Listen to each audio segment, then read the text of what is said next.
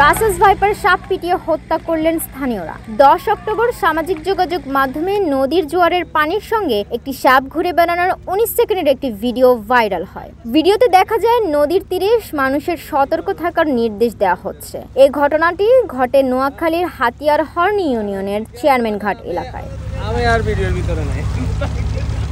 তালহা সিফাত নামের এক ব্যক্তি জানান, তিনি একটি 4 থেকে 5 ফুট লম্বা রাসেলস ভাইপার সাপ দেখতে পেয়ে একটি ভিডিও ধারণ করে ফেসবুকে পোস্ট করেন।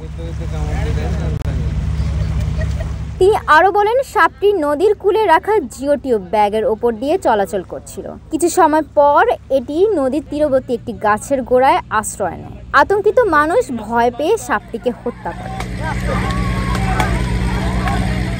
জানা যায়, সাপটি দেখার পর সাপ উদ্ধারকারী দলকে কয়েকবার ফোন দিয়ে কোনো সাড়া না পাওয়ায় স্থানীয়রা সম্ভাব্য বিপদ এড়াতে সাপটিকে মেরে ফেলে। তবে নোয়াখালী উপকূলীয় বন কর্মকর্তা আবু ইউসুফ বলেন, স্থানীয়রা তাদের এ বিষয়ে অবহিত করেনি। সানিলা মোর্শেদ, ঢাকা পোস্ট।